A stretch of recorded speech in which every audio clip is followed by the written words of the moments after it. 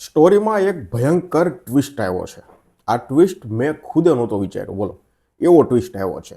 કેવો ટ્વિસ્ટ આવ્યો છે તો કે ભાઈ બચ્ચુભાઈએ છે ને વશ લેવલ 2 ને પછાડી દીધા છે.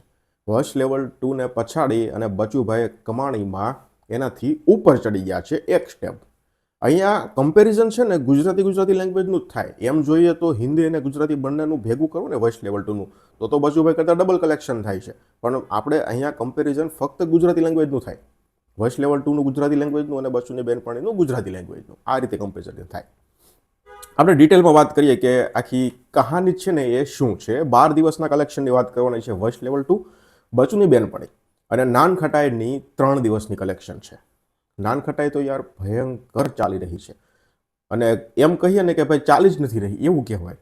રવિવારના કલેક્શન જુઓ, શનિવારના કલેક્શન જુઓ, હવે ખબર નહીં કેમ પણ ફિલ્મ લોકો જોઈ નથી રહ્યા.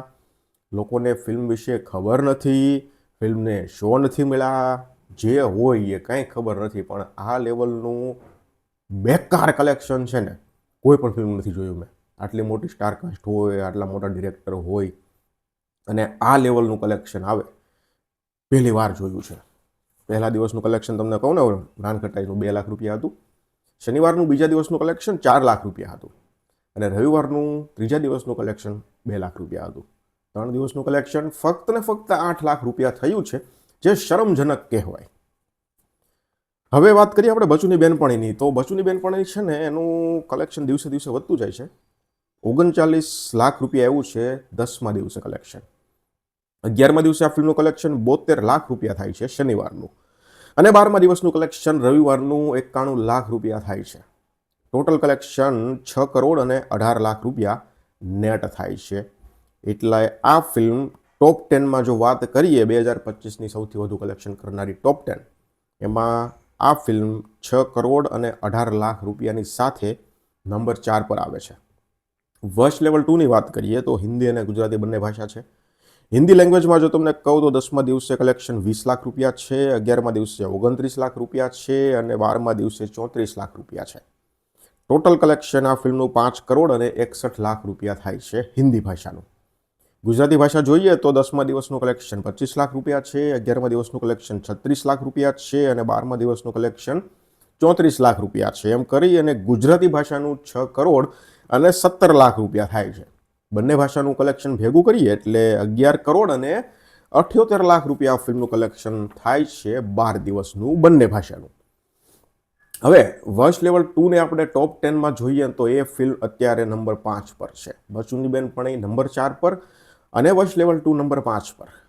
જો 1 લાખ રૂપિયાનો ફેર છે ખાલી.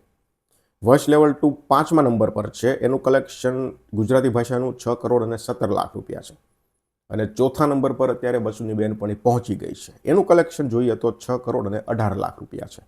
1 લાખનો ફરક છે. એના કારણે બંને એકબીજાની ઉપર છે અને કોઈ નીચે છે. હવે ભવિષ્યમાં ફિલ્મો જે આ ચાલશે, જે કલેક્શન આવશે, એના પરથી અત્યારે જોઈએ ને તો ટક્કર પૂરેપૂરી છે. 1 લાખ રૂપિયાનો જ ફરક છે. બની શકે કાલે જ વશ લેવલ 2 છે એ નંબર 4 પર આવી જાય અને બચ્ચુની બેનપણી નંબર 5 પર આવી જાય, એવું પણ બની શકે છે. એટલે હવે છે ને એ જામી છે ટક્કર.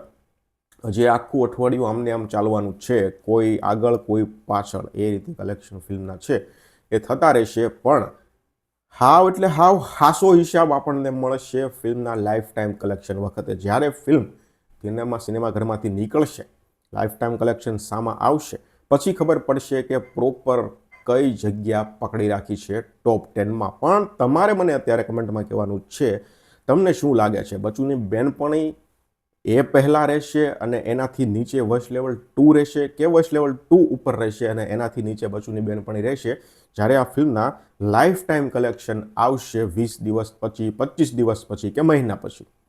કોણ પહેલી પોઝિશનમાં રહેશે અને કોણ એના નીચે પોઝિશનમાં રહેશે ટોપ 10ના લિસ્ટમાં, એ મને કમેન્ટ સેક્શનમાં જણાવી દો. બાકી અત્યારે સીન આખો આવો છે. ધન્યવાદ.